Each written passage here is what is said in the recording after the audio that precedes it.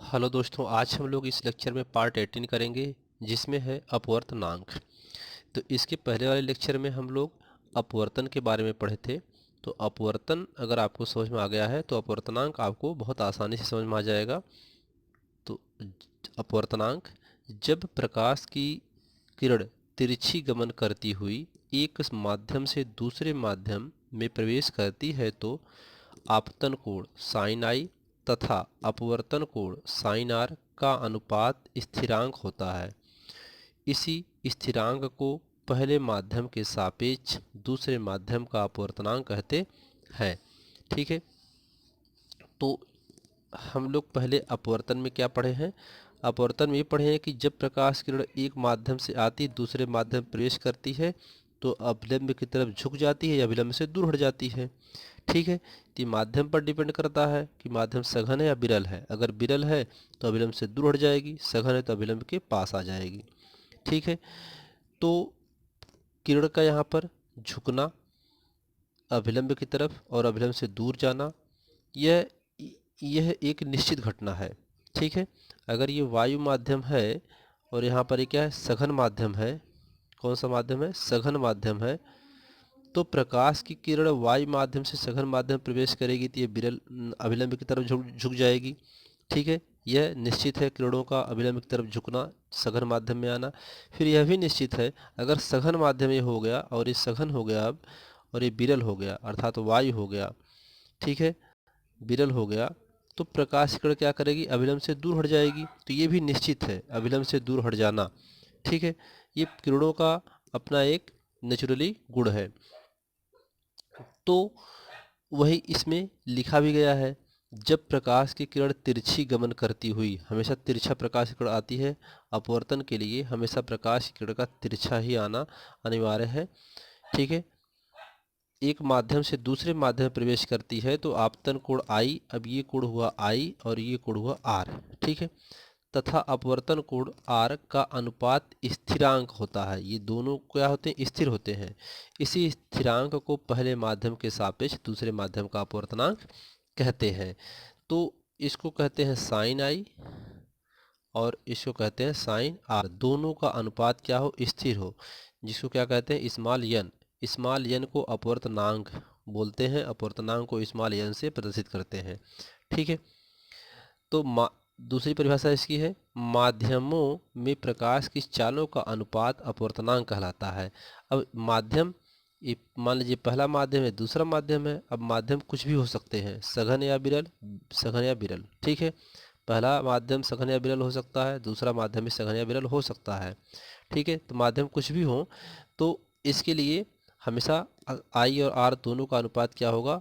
स्थिर होगा। यही क्या कहलाएगा? अपवर्तनांक कहलाएगा। तो इसलिए यहाँ पे सीधी भाषा में बोल दिया गया परिभाषा इसकी कि माध्यमों में प्रकाश की चालों का अनुपात, तो माध्यमों में प्रकाश की चाल का जो अनुपात होता है वही क्या कहलाता है? अपवर्तनांक कहलाता है। ठीक है, अपवर्तनांक को यन से, स्मॉल यन से प्रदर्शित करते हैं। अपवर्तनांक दो प्रकार के होते हैं। तो पहला अपवर्तनांक देखते हैं, निरपेक्ष अपवर्तनांक। अब निरपेक्ष अपवर्तनांक क्या होता है? ठीक है, तो निरपेक्ष अपवर्तनांक के लिए पहला माध्यम जो होता है वायु, पहला माध्यम क्या है? वायु। इसके लिए पहले माध्यम के लिए वायु होना अनिवार्य है। ठीक है, इसमें वायु होना अनिवार्य। दूसरा अन्य माध्यम कोई हो सकता है, अन्य माध्यम, अन्य माध्यम सघन कुछ भी हो सकता है। अन्य माध्यम सघन होगा, सघन होगा तो जल होगा, कांच होगा, कुछ भी हो सकता है। लेकिन ये वहाँ यहाँ पर वायु माध्यम होना अनिवार्य है निरपेक्ष अपवर्तनांक के लिए, पहला माध्यम। दूसरा अन्य कोई माध्यम हो सकता है। तब इसकी परिभाषा देखिए, जब प्रथम माध्यम निर्वात या वायु हो तथा दूसरा कोई अन्य माध्यम हो तो द्वितीय माध्यम का अपवर्तनांक निर्वात के सापेक्ष माना जाता है। यह माध्यम का निरपेक्ष अपवर्तनांक कहलाता है। ठीक है, तो सिंपल सी परिभाषा हुई इसकी, जब प्रथम माध्यम निर्वात या वायु हो, पहला माध्यम क्या हो? निर्वात या वायु हो, वायु की जगह निर्वात भी आ सकता है या निर्वात। ठीक है, वायु या निर्वात हो तथा दूसरा अन्य कोई माध्यम हो, ये दूसरा कोई अन्य माध्यम हो सकता है। तो द्वितीय माध्यम का अपवर्तनांक निर्वात के सापेक्ष माना जाता है। तो द्वितीय माध्यम का अपवर्तनांक इस पहले माध्यम अर्थात वायु या निर्वात के सापेक्ष माना जाता है यह माध्यम का निरपेक्ष अपवर्तनांक कहलाता है। ठीक है, तो यहाँ पर एक पॉइंट है, निरपेक्ष अपवर्तनांक को केवल अपवर्तनांक भी कहते हैं। निरपेक्ष अपवर्तनांक को अपवर्तनांक भी बोला जाता है। ठीक है, तो माध्यम का अपवर्तनांक n। ठीक है, तो इसके लिए फार्मूला हुआ निर्वात या वायु में प्रकाश की चाल c। तो निर्वात या वायु में प्रकाश की चाल क्या होती है? c होती है, हमेशा हम जानते हैं इसको। और माध्यम में प्रकाश की चाल v। तो माध्यम में प्रकाश की चाल क्या होगी? v वेग से जाएगी, तो v वेग से, तो माध्यम में है तो इसको vm बोल देंगे, तो vm माध्यम हो जाएगा। ठीक है, अर्थात इसमें प्रकाश की चाल b माध्यम से जा रही है, इसमें c माध्यम से आ रही, तो c प्रकाश की चाल को c से जोड़ करते हैं, और दूसरे माध्यम में प्रकाश की चाल जो वेग होगा वह चाल होगी, उसको vm बोल देंगे। ठीक है, उसको डिवाइड करते हैं। ठीक है, तो इसको हम लिख सकते हैं यहाँ पर सूत्र के हिसाब से। क्या लिख सकते हैं? यहाँ पर देखिए, इसको हम लिख सकते हैं कि n is equal to c बटा वी एम। ठीक है, या कहीं कहीं आपको लिखा मिलेगा c बटा v। तो ये होता है निरपेक्ष अपवर्तनांक या अपवर्तनांक का सूत्र। तो निरपेक्ष अपवर्तनांक या अपवर्तनांक केवल बोला जाए तो इसको हम कहते हैं निर्वात में प्रकाश की चाल, और दूसरे माध्यम कोई अन्य माध्यम हो उसमें प्रकाश की चाल का ही अनुपात क्या कहलाता है? निरपेक्ष अपवर्तनांक कहलाता है। ठीक है, यहाँ पर अतः प्रथम माध्यम के सापेक्ष द्वितीय माध्यम का अपवर्तनांक उन माध्यमों में प्रकाश की चालों के अनुपात के बराबर होता है। यानी पहला माध्यम और दूसरा माध्यम की जो इनका प्रकाश की चाल का अनुपात है, इन माध्यमों में प्रकाश की चाल के अनुपात के बराबर होता है। ठीक है,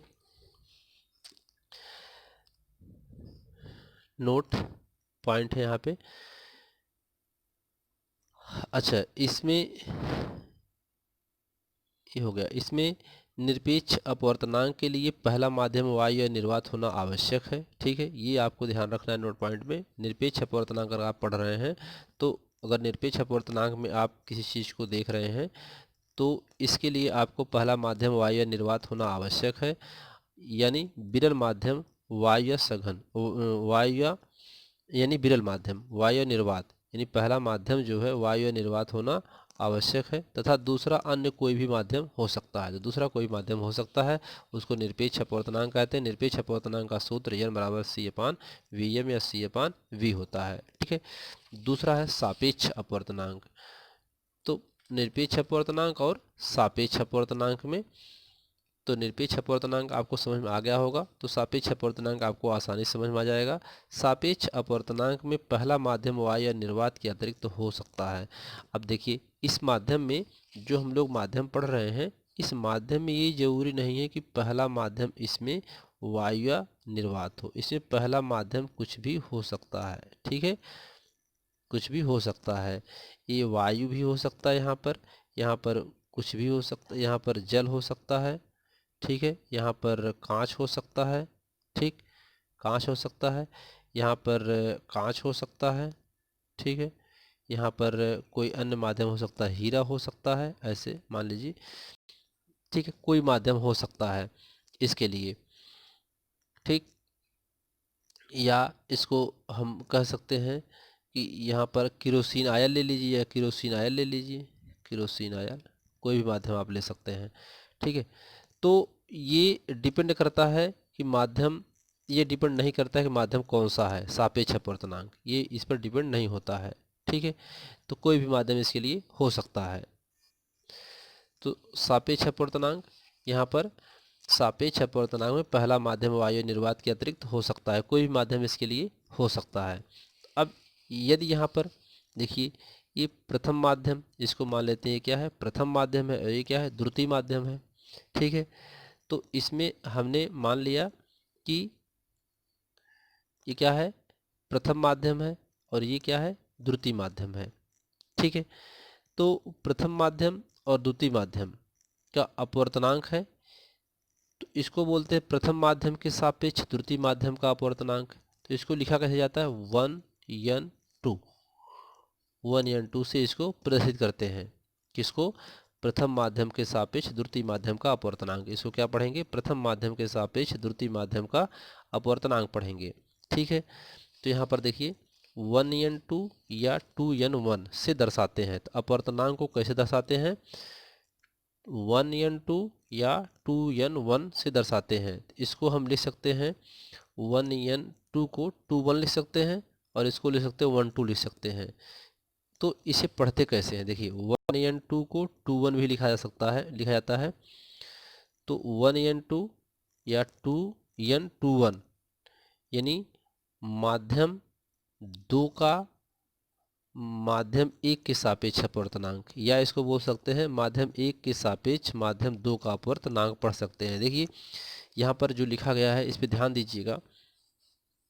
ये लिखा गया है कि माध्यम 2 का माध्यम 1 के सापेक्ष अपवर्तनांक, या इसी को आप पढ़ सकते हैं यहाँ से माध्यम 1 के सापेक्ष माध्यम 2 का अपवर्तनांक, ऐसा भी बोल सकते हैं माध्यम 1 के सापेक्ष माध्यम 2 का अपवर्तनांक, या बोलिए माध्यम 2 का माध्यम 1 के सापेक्ष अपवर्तनांक। ठीक है, या तो इधर से पढ़ना शुरू करिए इसको, माध्यम 1 के सापेक्ष माध्यम 2 का अपवर्तनांक। ठीक, तो ये इसका पढ़ने का तरीका है, इसको आप ऐसे पढ़ सकते हैं। ठीक है, यहाँ पर भी वही 2n1 या n12, तो 1 2 है, तो अगर आपको पहले 1 बोलना है तो क्या बोलेंगे? माध्यम 1 का माध्यम 2 के सापेक्ष अपवर्तनांक। अब यहाँ पर देखिए जहाँ माध्यम 2 का था वो माध्यम 1 का आ गया, का यहाँ लग गया इसके पास। ठीक है, और के इसके पास चला गया 2 के पास। यहाँ पर का 2 के पास था, के 1 के पास था, यही वर्ड में केवल डिफरेंस है का और के में।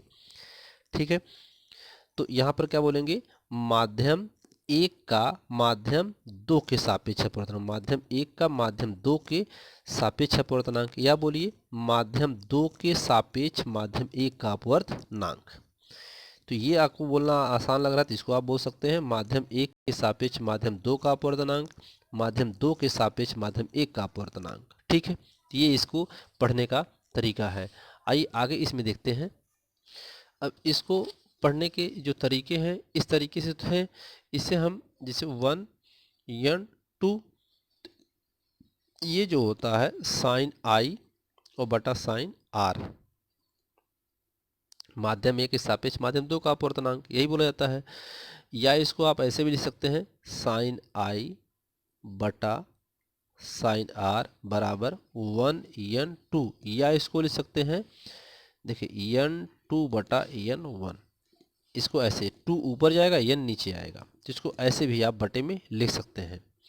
ठीक है, माध्यम 1 के सापेक्ष माध्यम 2 का अपवर्तनांक, तो माध्यम 1 के सापेक्ष माध्यम 2 का अपवर्तनांक।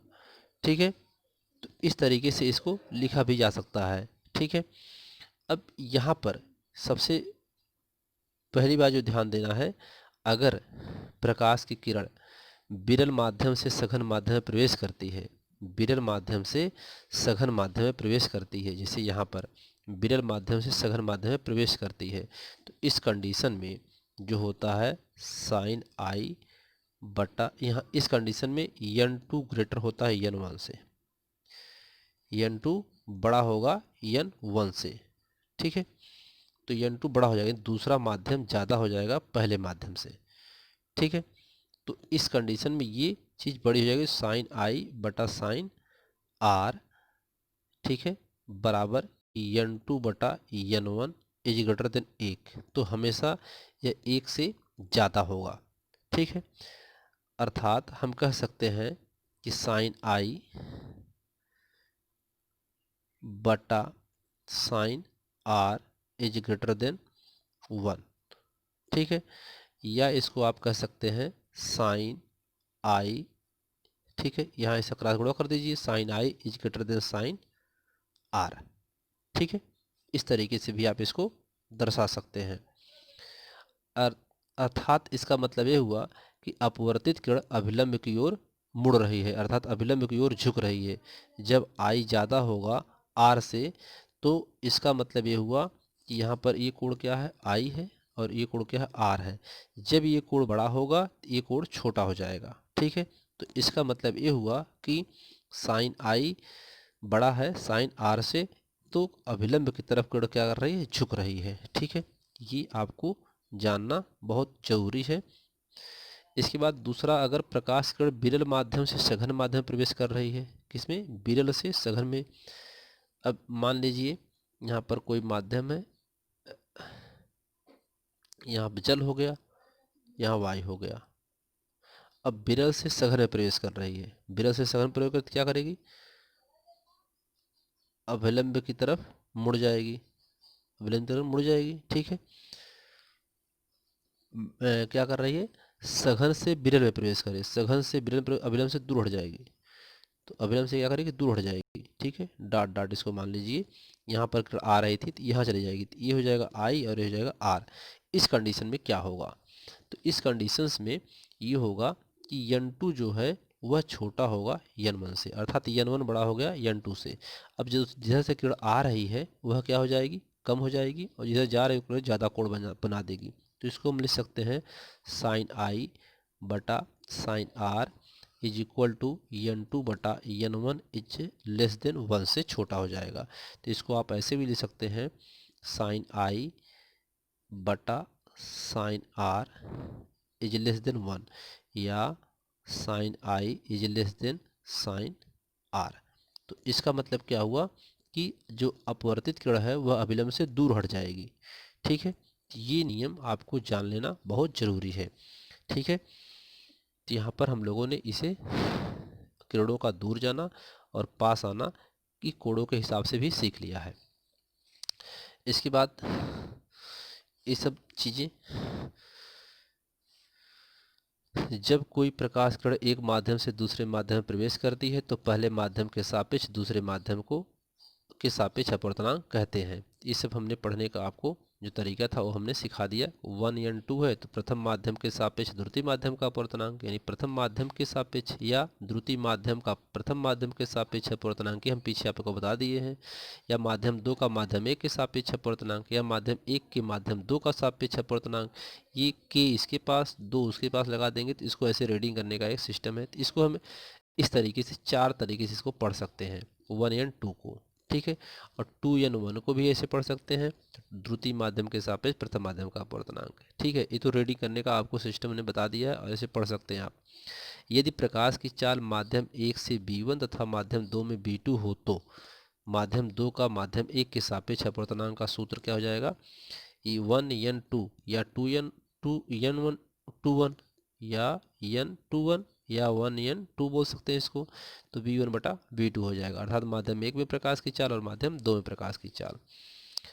मान लेते हैं यहाँ पर माना प्रकाश की किरण वायु ए से कांच G में प्रवेश करती है तो अपवर्तनांक ANG से प्रदर्शित करते हैं। 1n2 जहाँ था वहाँ पर ANG लिख देंगे। इसको दर्शाने का एक तरीका ये भी है कि अगर वह वायु से ग्लास में जा रही है तो वायु को A से और ग्लास को, कांच को G से डिनोट करते हैं।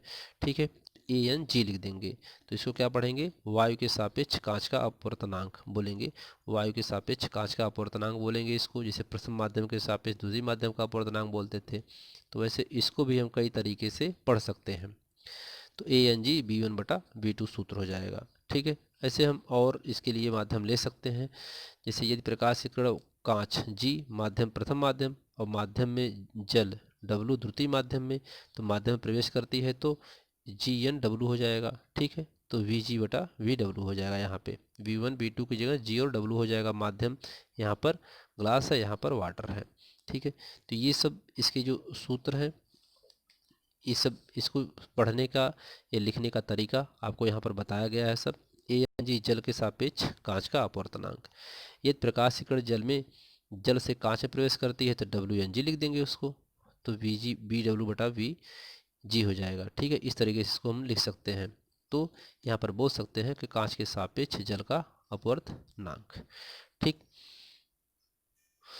यहाँ आप देख सकते हैं अलग अलग माध्यमों में प्रकाश की चाल का अपवर्तनांक अलग अलग होता है। वायु में प्रकाश की चाल जो होती है 1.0003 होता है, बर्फ में 1.31 होता है, जल में 1.33 होता है, क्राउन क्राच में 1.52, केरोसिन आयल में 1.44, हीरा में 2.42 होता है।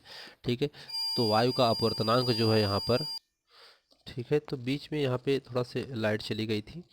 तो यहाँ पर नोट में, यदि प्रकाश की किरण एक माध्यम से दूसरे माध्यम में लंबवत प्रवेश करती है तो I और R दोनों का मान 0 हो जाता है। तो अगर लंबवत प्रवेश करेगी यानी सीधा जाएगी तो उसमें इसका मान क्या हो जाएगा, 0 हो जाएगा। जैसे अगर ये प्रकाश की किरण है और इस माध्यम से दूसरे माध्यम में सीधा प्रवेश करती है, तो यहाँ पर न आपतन कोण बनेगा न अपवर्तन कोण बनेगा। ठीक है, तो आई और आर दोनों क्या हो जाएंगे, शून्य हो जाएंगे। तो स्नेल के नियम के अनुसार यह बराबर क्या हो जाएगा, आई साइन आई बटा साइन आर हो जाएगा। ठीक है, तो यहाँ पे इसका क्रॉस मल्टीप्लाई कर देंगे तो ये हो जाएगा R is equal to zero है, तो sine I is equal to zero अर्थात R is equal to zero. तो अर्थात किरण जो होती है वह लंबवत प्रवेश करती है, तो साइन 0 डिग्री मान 0 होगा, जबकि आर इज इक्वल टू 0 हो जाएगा। ठीक है, तो यानी सब मान 0 हो जाएगा, तो यहाँ पर अपवर्तनांक भी क्या हो जाएगा, शून्य हो जाएगा। अब इसके बाद एक माध्यम के सापेक्ष दूसरे माध्यम का अपवर्तनांक प्रकाश के रंग पर निर्भर करता है, यानी पहले माध्यम के सापेक्ष दूसरे माध्यम का जो अपवर्तनांक होता है वह प्रकाश के रंग पर निर्भर करता है, तथा इनका मान बैंगनी रंग के लिए सबसे अधिक व लाल रंग के लिए सबसे कम होता है। ठीक है, तो इस लेक्चर में इतना ही। धन्यवाद।